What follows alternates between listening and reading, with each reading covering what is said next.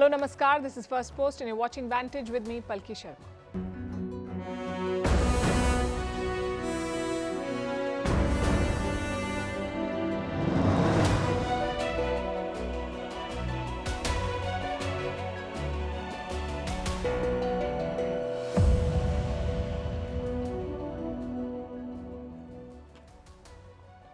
India has been gripped by the post-election buzz. There were two meetings today. The BJP-led NDA convened and picked Prime Minister Modi to lead them. The only question is, when will he be sworn in? And reports say that it could happen this Saturday. Meanwhile, the opposition India bloc has also met today and they are keeping their cards close to their chest. The Congress president said they would take appropriate decisions at the appropriate time. We will decode what this means. Also, what price is the BJP paying for its alliance? Chandrababu Naidu and Nitish Kumar are wily customers. We'll tell you their demands and wish list in exchange for support.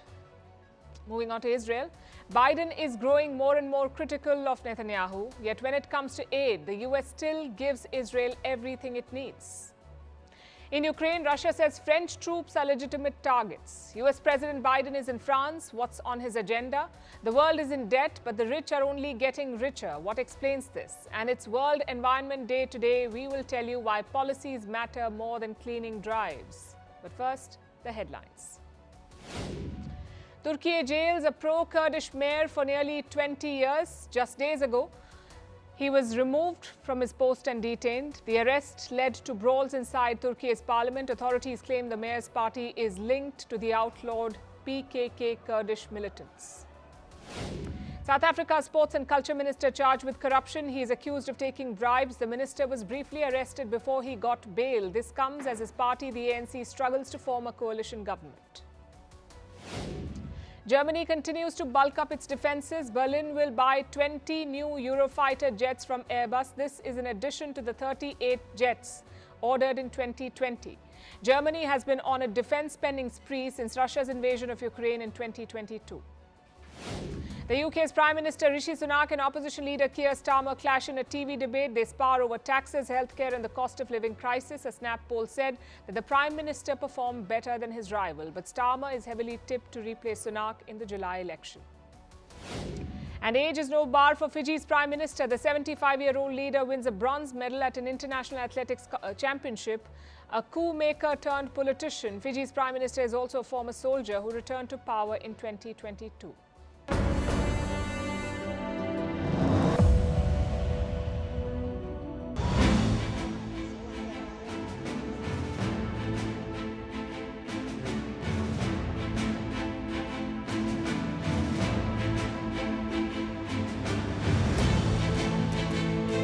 We are in NDA. I am going for NDA meeting.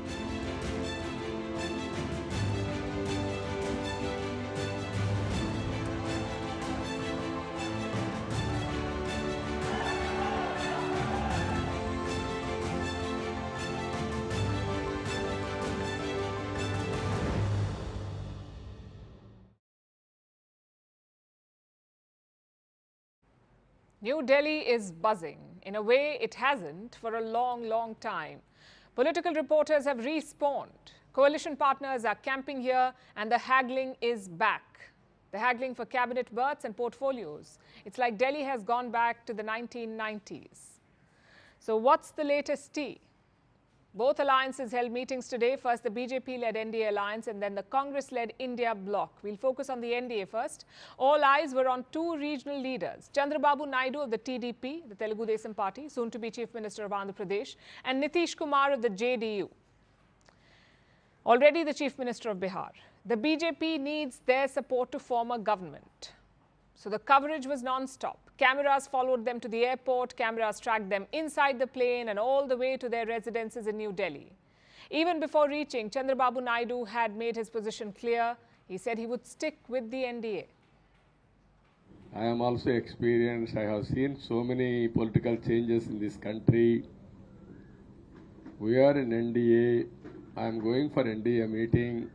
In course of time, anything, we'll report to you. Thank you. Then came the big meeting. All the NDA allies gathered at Prime Minister Modi's residence. They agreed on two things. First, to stake claim on forming a government, and second, to elect Modi as the NDA's leader, meaning their pick for Prime Minister. That's how government formation works. If you have the numbers, you go to the president of the country, you show a letter of support, and you stake claim to power. Then the Prime Minister and his cabinet take oath, and finally the Parliament convenes. That's when the floor test happens. Right now, we are at the first stage, where NDA leaders were expected to meet the president today. That has not happened so far, but they will officially stake claim this week. What about the swearing in? Reports say it's on the 8th of June, which is Saturday. That's when Prime Minister Modi is expected to take oath for the third time. He convened the cabinet earlier today. He had a final message for his team. And this is what he said. Winning and losing are part of politics. The number game keeps going on. We have done good work for 10 years and we will continue to do so in the future as well. A bit of a hint there, maybe an acknowledgement of their reduced majority. But like the Prime Minister said, the work goes on. At the cabinet meeting, all ministers resigned, which is protocol. Then the Prime Minister went to the Rashtrapati Bhavan. There he handed over his resignation to President Murmu. Again, it's protocol, which brings us to the new government. What will it look like? Who will be the ministers? Well, we know one thing for sure. This will be very different from the previous two ministries, because back then the BJP had its own majority. So they retained all the key portfolios like finance, home, defense, railways and power. Maybe not this time. The BJP needs allies to form a government. So these allies will have demands. Let's look at their wish list. And a big disclaimer here, this is all based on reports and political sources. This has not been officially confirmed by either side. First, let's look at the TDP, the Telugu Desam Party. They have 16 seats in the Lok Sabha. Here's Chandrababu Naidu's wish list. First is the Lok Sabha Speaker's post. He wants this, and it's very important.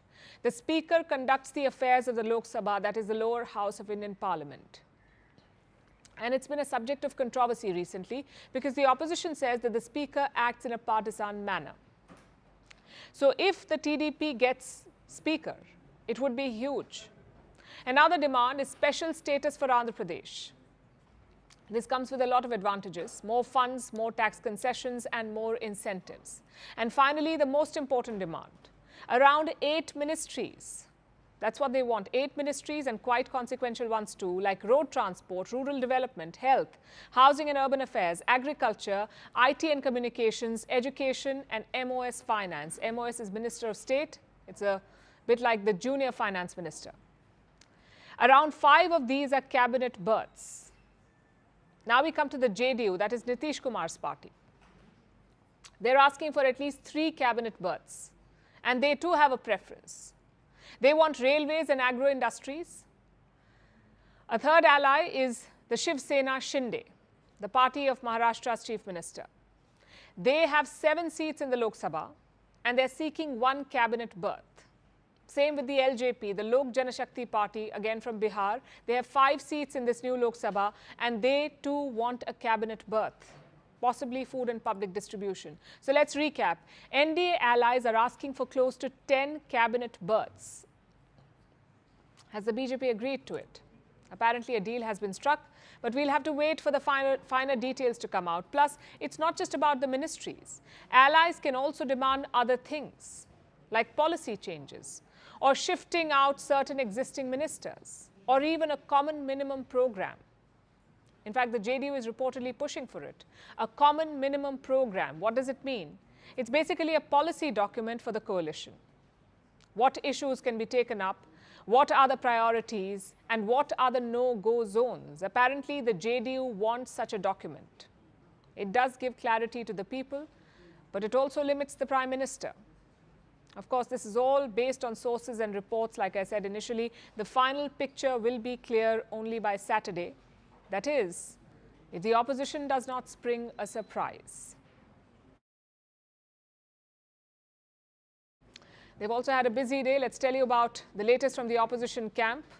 After the NDA met, leaders of the opposition India bloc gathered at Mallikarjun Kharge's residence. That's the Congress president, Mallikarjun Kharge. The meeting took place at his place. A total of 33 leaders attended. All the parties in the India alliance were represented here. But some big names were missing, like Uddhav Thackeray from the other Shiv Sena and Mamata Banerjee from the TMC. They sent their representatives instead. Before the meeting, some leaders tried to set the tone to build pressure on the NDA. They said Prime Minister Modi did not have the mandate to govern and that he should step down. देश ने नरेंद्र मोदी जी को साफ कह दिया है कि हम आपको नहीं चाहते हैं. And this is the main thing that this election has said. The country has unanimously and clearly stated, we do not want Mr. Narendra Modi and Mr. Amit Shah to be involved in the running of this country. The India bloc is yet to concede the election. So will they mount a bid to challenge the BJP? They've not said no. After a meeting today that lasted for more than 2 hours, this is what Mallikarjun Kharge said. The constituents of India bloc thank the people of India for the overwhelming support received by our alliance. The people's mandate has given befitting reply to the BJP and their politics of hate, corruption and deprivation. This is a mandate in defense of the Constitution of India and against price rise, unemployment and crony capitalism, and also to save democracy. The India bloc will continue to fight against the fascist rule of the BJP led by Modi. We will take appropriate steps at the appropriate time to realize the people's desire not to be ruled by the BJP's government, and this is our decision. Basically what he's saying is this, that the mandate is against the government and we will take a decision at an appropriate time, whatever that means. His alliance partners have been more forthright about this. Uddhav Thackeray, for instance, he said the opposition alliance should put forward their own prime ministerial candidate.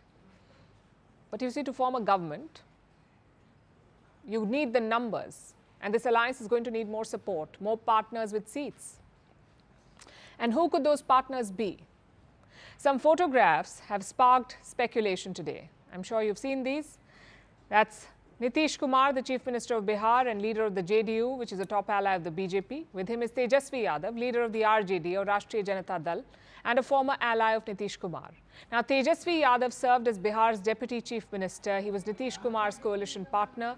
But just ahead of the general election, Nitish Kumar dumped Tejasvi Yadav and he switched over to the NDA. That happened earlier this year. So now they're both in rival camps.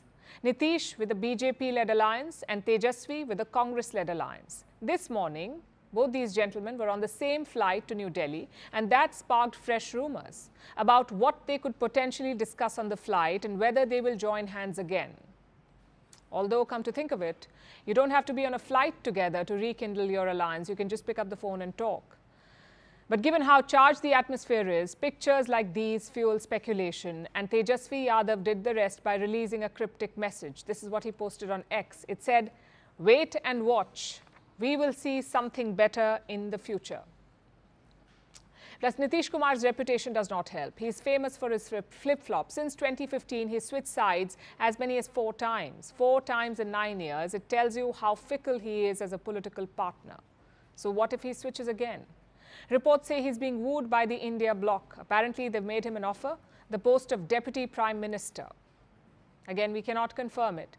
But this has been doing the rounds since yesterday, that the Congress-led alliance has made an offer to the Bihar Chief Minister. And they've sent out feelers to Chandrababu Naidu too. He's the other big ally of the BJP. We just told you about him, the leader of the Telugu Desam Party or TDP. But so far, neither side has been won over. Both the JDU and the TDP say that they remain loyal to the NDA. But in politics, as in life, you can take nothing for granted, least of all promises of support. So the NDA remains vulnerable and the opposition will try to exploit its weakness. Again, Uddhav Thackeray made a move today. Before the NDA's meeting, he sent a message to both these allies, the TDP and the JDU. And what was his message? Remember how the BJP treated you. That's what he said. He said the BJP has done nothing for the states of Bihar and Andhra Pradesh. These states got no extra budget allocations, and these allies, TDP and JDU, got no significant representation in the government. Thackeray tried to remind and rub it in. And that's a worry for the BJP.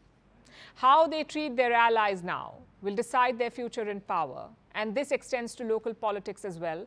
There are assembly elections in Bihar next year, for instance. The NDA's unity will come under pressure, with Nitish Kumar sure to extract more than his pound of flesh. So expect turbulence in Indian politics in the weeks and months ahead.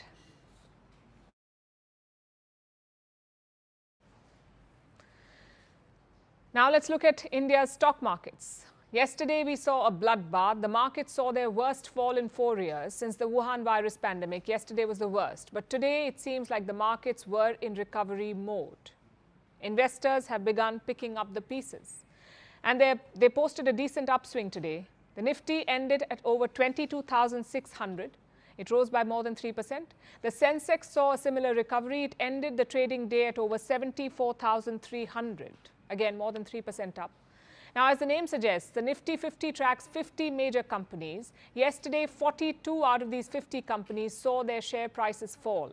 Today, all 50 companies saw gains, and the market optimism was seen across industries. Bank stocks were up, both private and public sector banks. They saw a recovery. The auto sector is in fact doing better than it was doing on Monday. That was before the results. Monday saw record gains on the markets. Today, the auto sector was doing better than that. The pharma sector also got a shot in the arm. IT stocks have almost made a full recovery, and yesterday's loan saving grace, the FMCG sector, was up by more than 4% today. So everywhere you look, the recovery is underway. What does all of this mean? Is the economy back on track after a 24-hour meltdown? Well, not really, because nothing actually happened to any of these companies. And we said this yesterday too. Nothing had changed in the inner workings of Indian firms. The election results have nothing to do with how many cars came out of an assembly line or how many got sold. So yesterday was not about economic fundamentals or performance. Yesterday was about sentiment, about fear. Investors were afraid that the government might change, meaning an end to the continuity of the current economic policies, policies which have been in place for a decade now. The fear is that the BJP might dial down on infrastructure spending, for instance, to appease rural voters. For the last 10 years, the government has been focused on infrastructure and manufacturing. But these projects come at a cost, a political cost with rural voters. They are the ones usually displaced when a new highway is built or a new factory is set up. So the fear is that the BJP will hold off on new projects. And that fear is what brought the markets crashing down yesterday, even though the companies themselves had done nothing wrong. But today that fear has started to recede. Analysts predict that India's growth trajectory will not be derailed. The next budget will be out in July. Until then, it will be business as usual. So this helped reduce the fear, as did news of today's alliance talks. The next NDA government is already in the works. Their swearing-in ceremony is scheduled for this Saturday. All of this points to business as usual. So if everything seems normal, why did the markets react the way they did yesterday? Why not just wait for the final results before selling? Why get caught in a frenzy? Well, because the markets are not always logical. They fluctuate based on emotions. For investors, yesterday was about fear. Today was about hope. The hope for economic stability and continuity. And the markets have responded to these basic human emotions.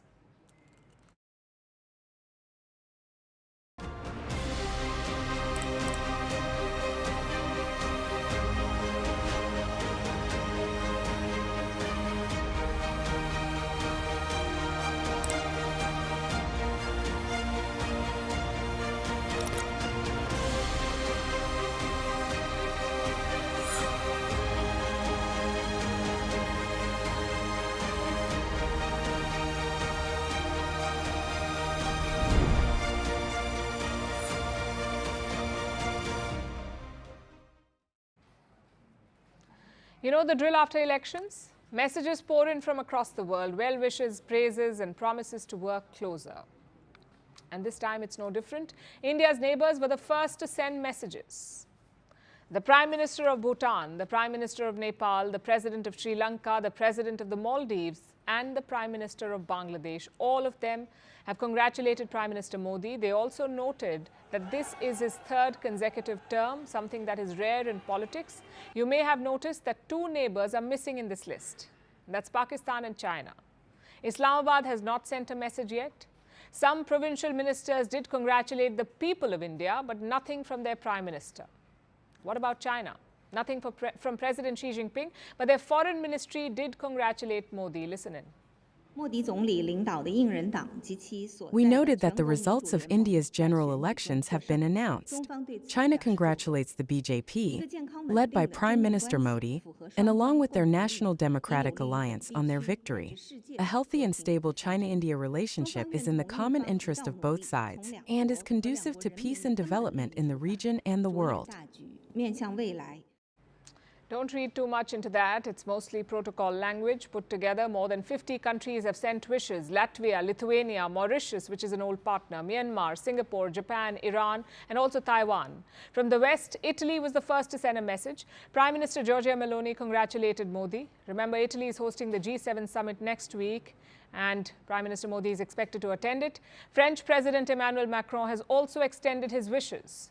So has US President Joe Biden and Russian President Vladimir Putin. In fact, Modi spoke on the phone to President Putin. He also had a conversation with the British Prime Minister Rishi Sunak.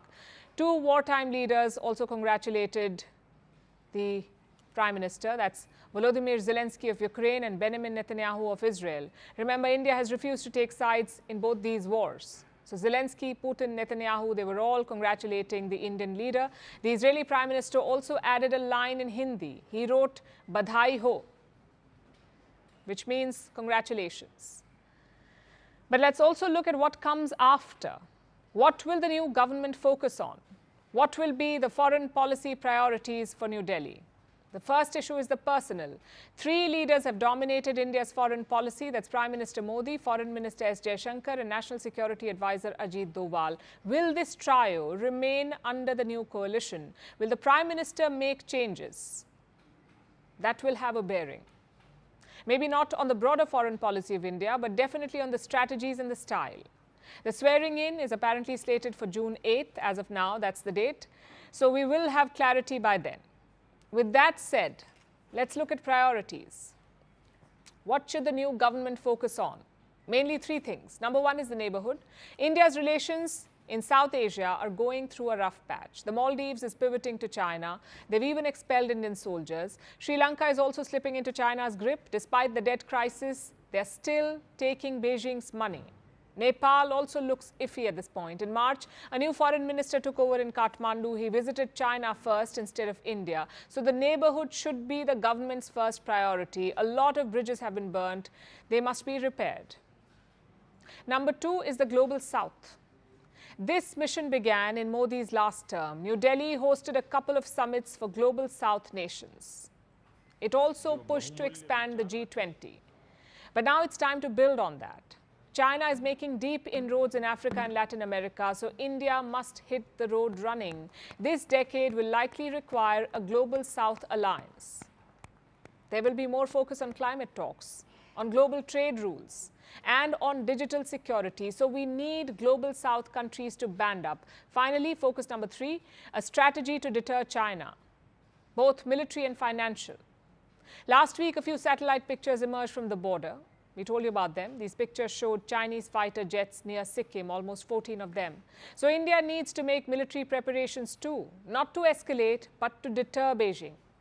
Same with the financial plans. India's trade with China keeps increasing. It was $87 billion in 2019, but after the Galwan clashes, it has actually increased. Last year, it was $118 billion, and this trade is stacked in China's favor.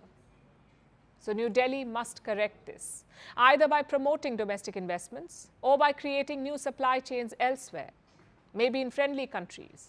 And these three priorities cannot wait. I know coalitions often lead to more focus on domestic affairs, but India cannot afford that. Luckily, there is multi-partisan support for India's foreign policy, so it's all about the will, not the numbers.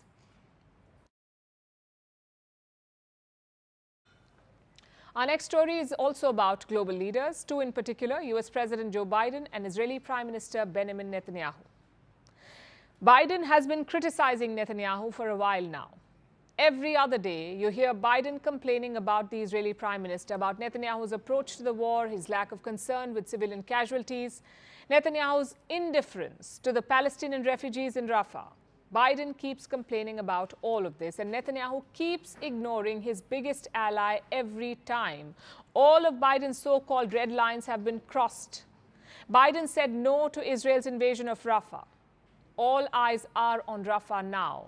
And what do they see? Netanyahu playing hopscotch with Biden's red lines. Biden gave Netanyahu a ceasefire deal.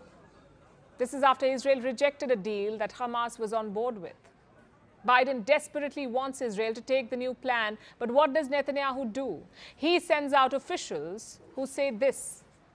He said, and I quote, "The outline that President Biden presented is partial. The war will be stopped for the purpose of returning hostages, and then we will proceed with further discussions." So there will be no permanent ceasefire. Netanyahu will resume the war after a while, and in the meantime, he may even open another front. Yesterday, the land was burning here, and I'm glad you put it out. But the ground was also on fire in Lebanon. Whoever thinks that he will hurt us and we will sit idly by is making a big mistake. We are prepared for a very strong action in the north. One way or another, we will restore security to the north. So even if the war with Hamas is paused, Netanyahu may just go after Hezbollah instead. There's no talk of any lasting peace and calm in West Asia, just one crisis after another. Amid all this aggressive rhetoric, reporters asked Joe Biden about why Netanyahu was doing this. Here's what a reporter asked him, I'm quoting, "Some in Israel have suggested that Netanyahu is prolonging the war for his own political self-preservation. Do you believe that?" That was the question that the US president was asked. His response was, and I quote again, "There is every reason for people to draw that conclusion." So Biden said that there is every reason for people to believe that Netanyahu was prolonging the war for political gain. While Biden did not say that he agreed with this theory, he said that it's a logical conclusion to come to. Does this mean that Netanyahu's game is up? If Biden sees through his ploy, surely he wouldn't allow Netanyahu to continue. Well, not really. Reporters asked the White House National Security spokesperson about President Biden's comments, and here's what he said. I think the president was very clear in his answer on that, and we'll let the prime minister speak to his own politics and to what his critics are saying. And the president was referencing what many critics have said. But for our part, we're going to make sure that Israel has what it needs to continue to eliminate the threat by Hamas. Basically, the spokesperson said that Biden was quoting Netanyahu's critics, and the US will still give Israel everything that it needs. Everything includes more weapons, like a squadron of American F-35 jets. Israel has signed a $3 billion deal to buy more F-35s, while Biden is saying that Netanyahu is prolonging the war. So who does Biden have to blame? Why would Netanyahu change course? He's getting everything that he wants. Biden resumed bomb shipments to Israel. He's now giving them F-35 fighter jets. So what exactly does Netanyahu have to fear? He can go on ignoring Biden's rebukes because he knows that the US will never actually stop helping him, which means that all the criticism is just for show. It's all dramatic hand-wringing. Netanyahu can do whatever he wants, and Biden will just wag his finger disapprovingly. If this is the reality, why does Biden even bother with the theatrics? Unless he actually does something, his jibes are meaningless, and Netanyahu knows this. Biden probably knows this too. And the rest of us watching this charade can definitely see through the hypocrisy.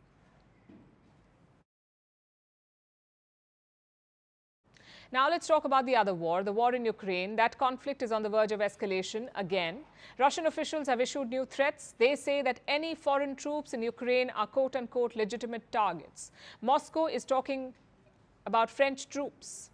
France plans to send its military personnel to train Ukrainian soldiers. French President Emmanuel Macron has been talking about this for weeks. So Russia issued a new warning.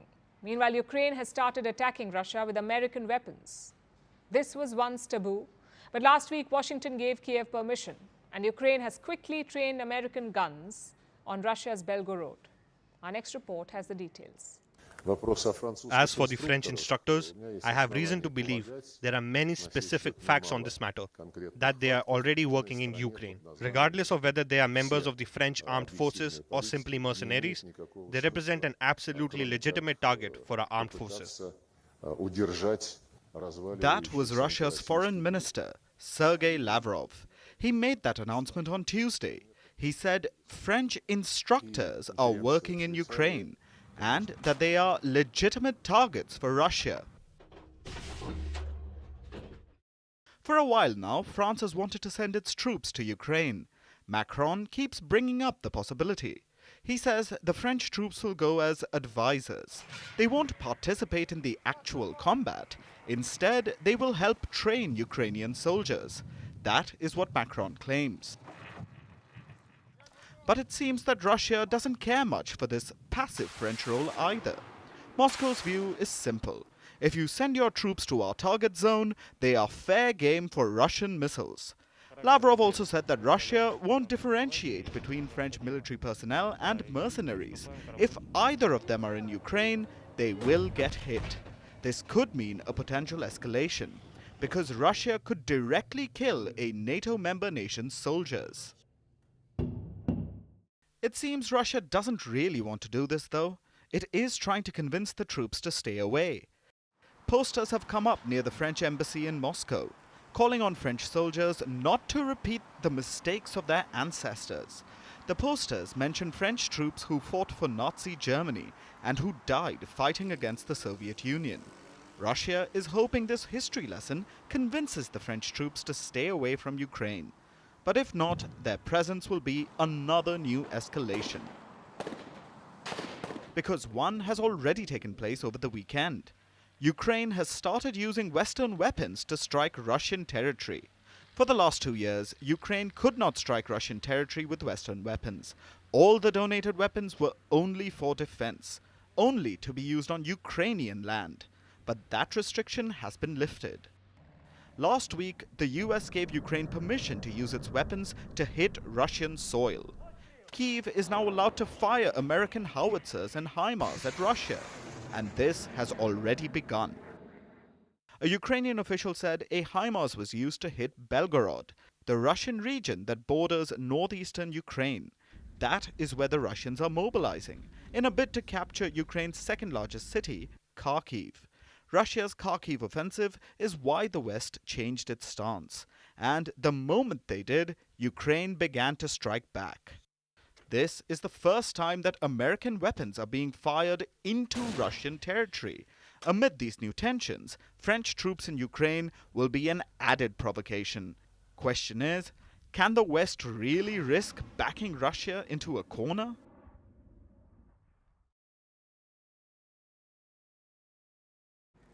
In 2018, US President Donald Trump was set to visit the Ain Marne American Cemetery. It's located in France. It's where hundreds of US Marines killed in the First World War are buried.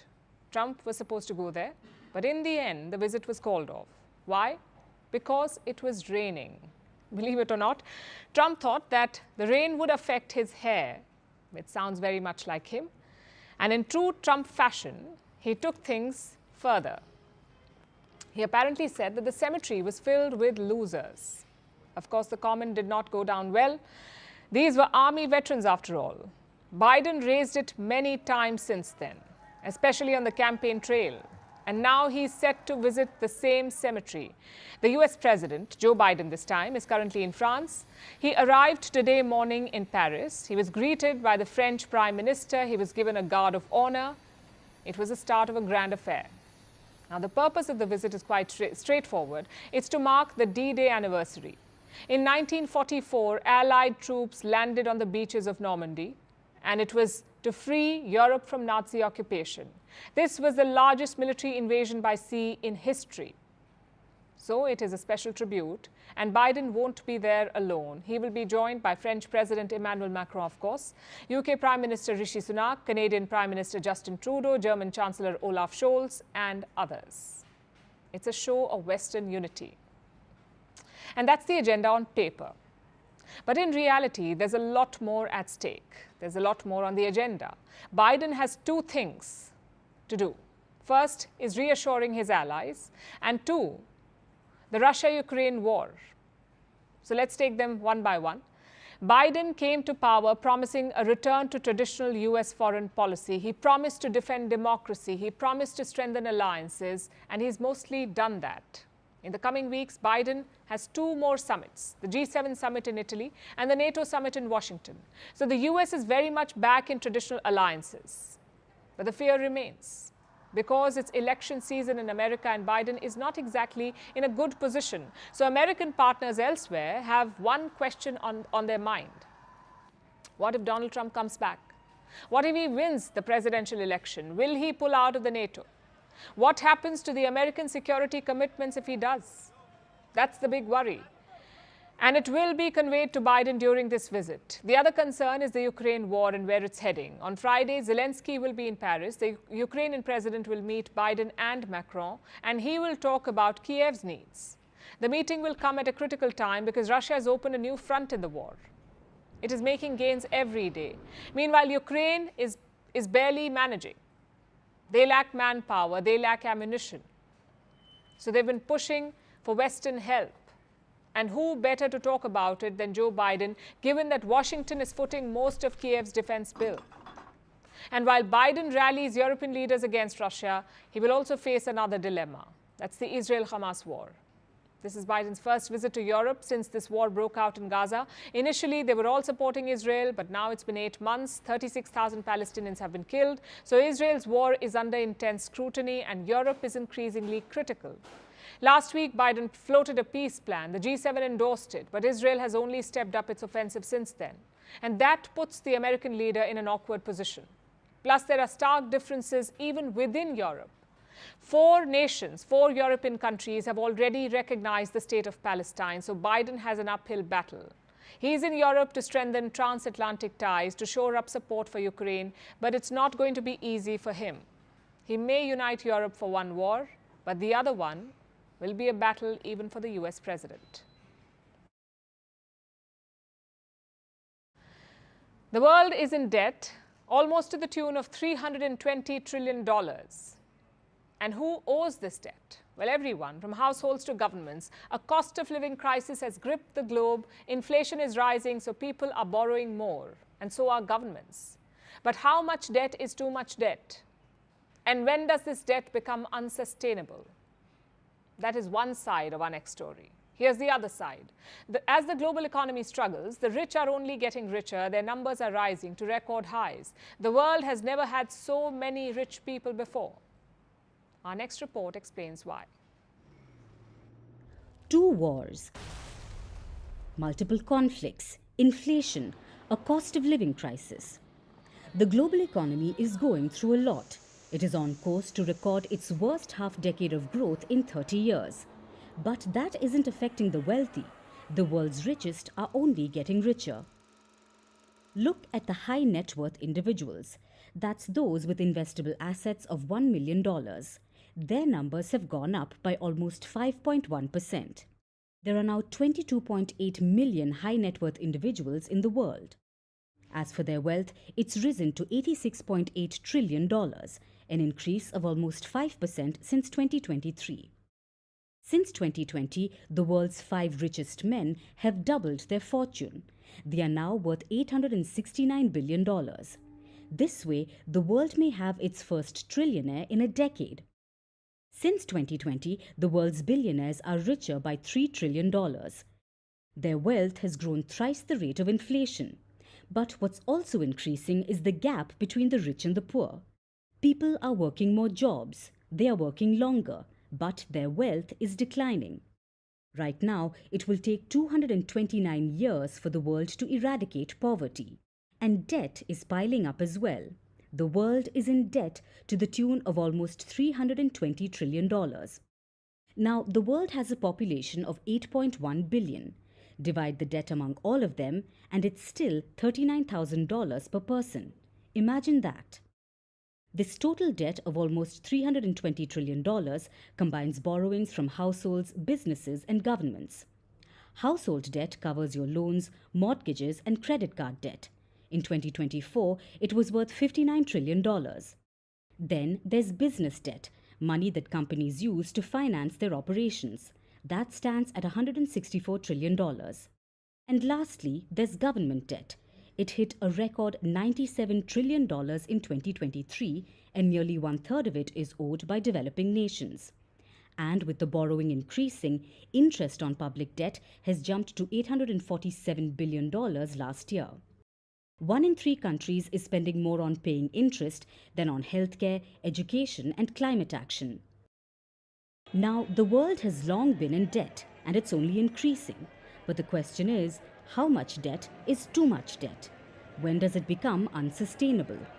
Debts are often risky, especially for smaller economies. Plus, in an unstable world, it puts many people on the edge. One crisis could tip many countries over the line.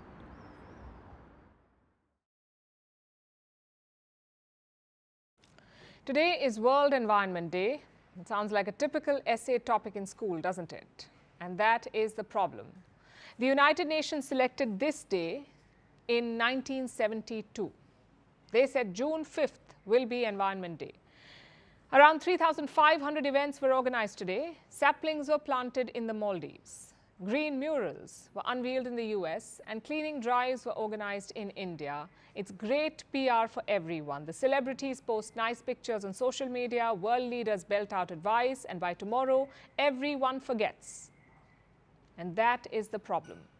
Cleaning drives do matter. But guess what matters more? Large-scale policy decisions, things like green investments and climate financing.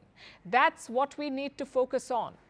Some new data is out. It tells us how much rich countries have contributed to climate finance.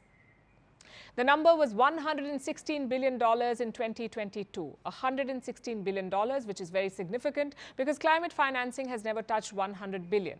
So rich countries are saying, well done, we have hit a milestone. But as always, there is more to the story.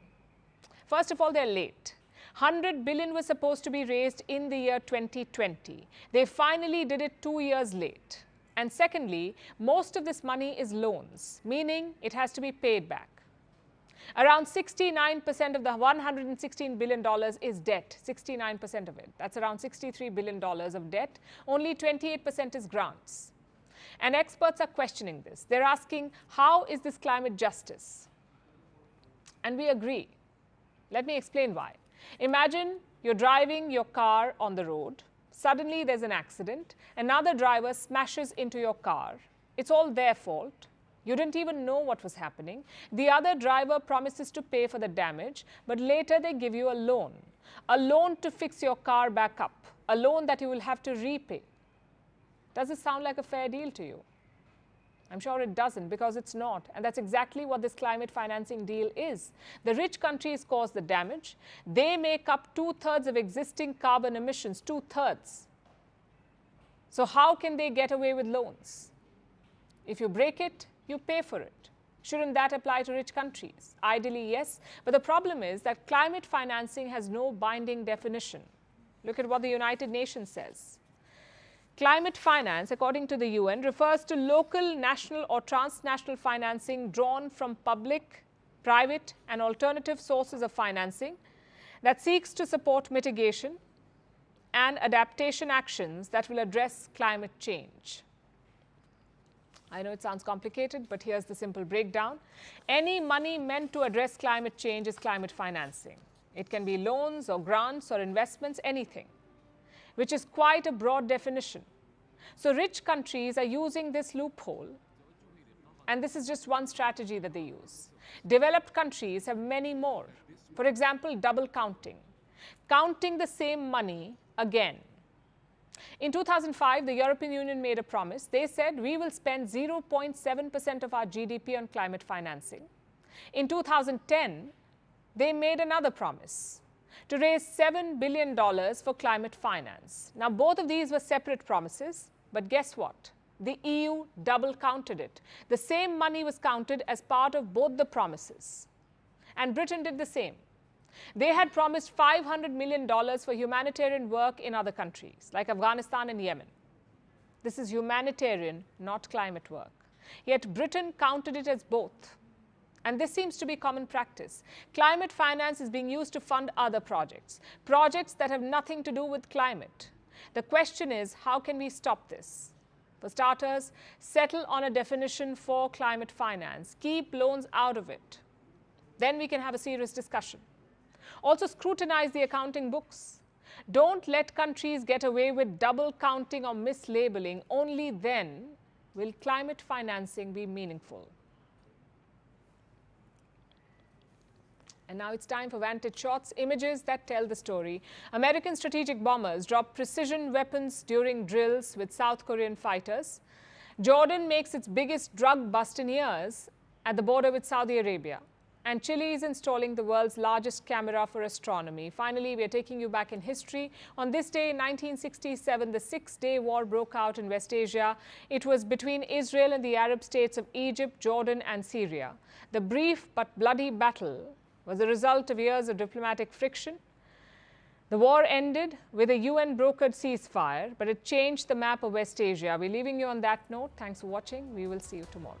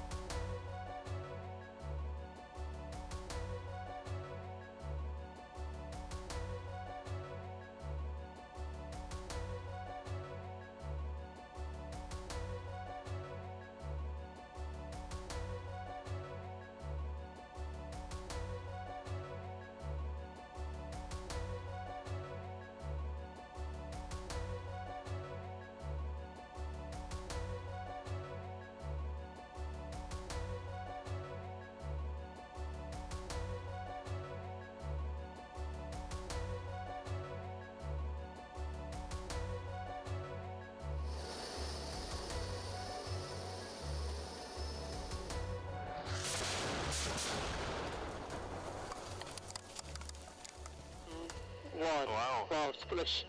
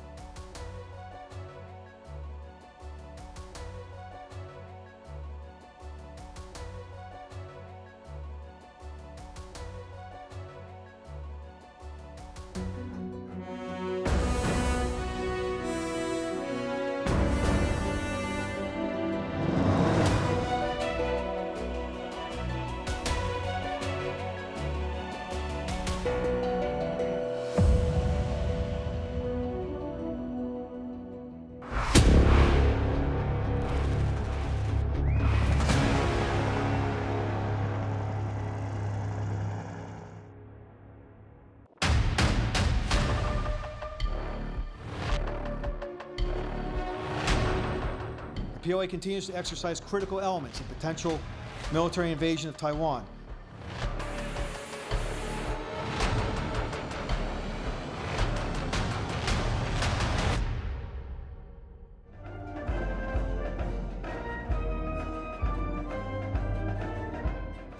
This was the swearing-in ceremony of Taiwan's new president. Lai Ching-te, also known as William Lai, became the 8th president of the self-governed island on the 19th of May. Lai was sworn in at the Japanese colonial-era presidential office in central Taiwan. The oath was taken in front of a portrait of Taiwan's founding father, Sun Yat-sen, not Mao Zedong.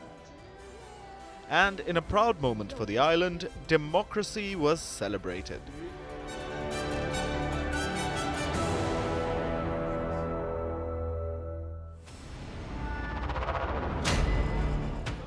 Immediately after taking oath, Lai sprung into action. The doctor turned politician called on China to stop threatening Taiwan. I also want to urge China to stop intimidating Taiwan politically and militarily, and to take on the global responsibility with Taiwan to work hard on maintaining peace and stability across the Taiwan Strait and in the region, to ensure the world is without the fear of war breaking out.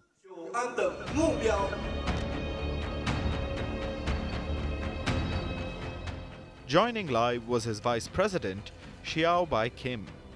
Xiao was born in Japan and mostly grew up in the United States. She harbors the values of democracy and is considered Lai's protege, and her connection with Japan and the US infuriates Beijing. President Lai and Vice President Xiao are from Taiwan's Democratic Progressive Party, and they are both disliked by China. Beijing calls Lai and Xiao quote-unquote dangerous separatists, and Xi Jinping was furious after seeing Taiwan's flourishing democracy. So, he launched massive military drills around the island. China called it the punishment of Taiwan.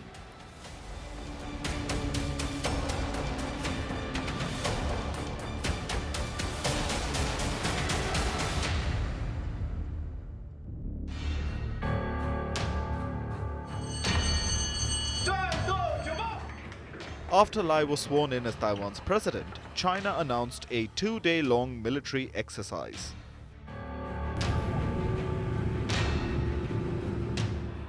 The Air Force and Navy of the People's Liberation Army sprung into action. Chinese ships encircled the island of Taiwan. Beijing's fighter jets flew around Taiwan's Kinmen, Wuqiu, Matsu and Dongyin Islands. Increased Chinese military activity was detected all around Taiwan's waters and airspace. Chinese warships were only a few hundred meters away from Taiwanese boats, and Beijing called it an act to safeguard its sovereignty.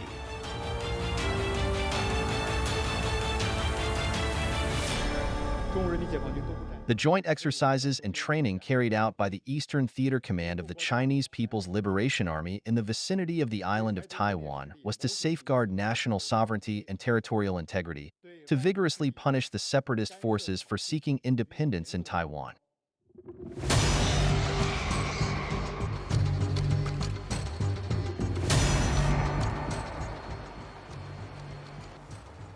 The drills were focused on joint sea-air combat readiness.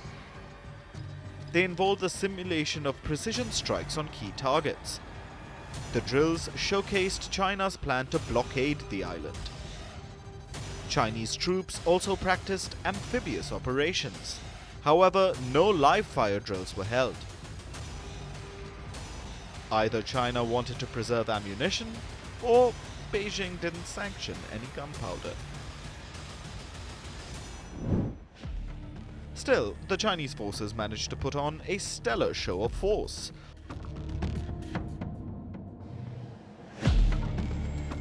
"46 warships of the People's Liberation Army Navy encircled Taiwan. 16 Coast Guard ships joined them.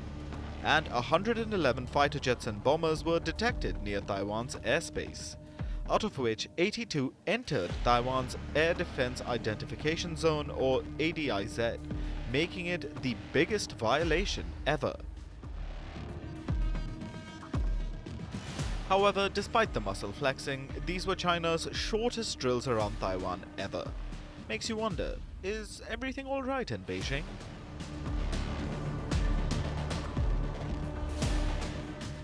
Taiwan was extremely quick to react to the drills. The island ordered its army, navy and air force to enter combat mode.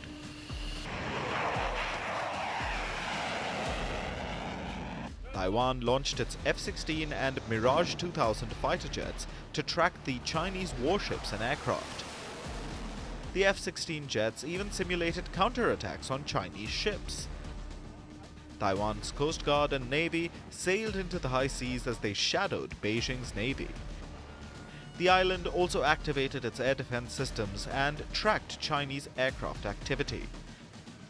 And to boost the morale of his troops, President Lai made visits to the front lines.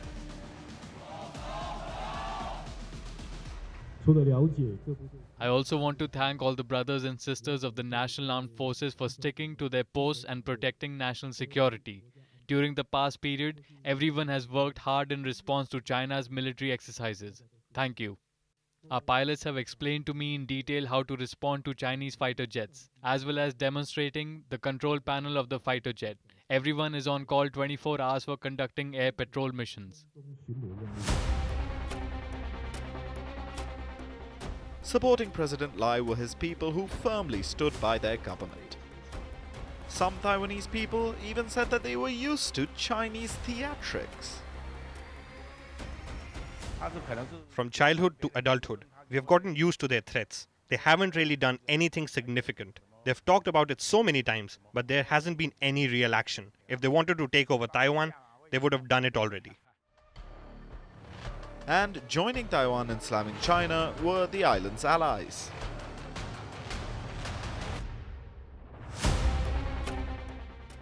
Japan was the first nation to back Taiwan and condemned the Chinese drills. Japan will continue to communicate directly and clearly to China the importance of peace and stability in the Taiwan Strait. We will continue to closely watch developments of the relations across the Taiwan Strait and keep making such diplomatic efforts. Meanwhile, the US raised alarms about the Chinese drills. Senior US generals claimed that China has been drooling over the idea of invading Taiwan for years. The PLA continues to exercise critical elements of potential military invasion of Taiwan.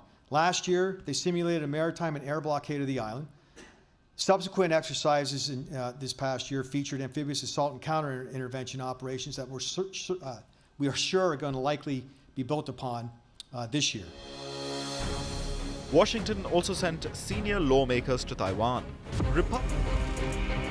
From impeachments to inaugurations, if it's a political story, we are on the scene. The race for the White House is heating up. We're beating Biden. How dare he say that? If it's breaking news, we're live with the latest coverage. From the White House, the State Department, and Capitol Hill. We know the issues, but above all, we know the players to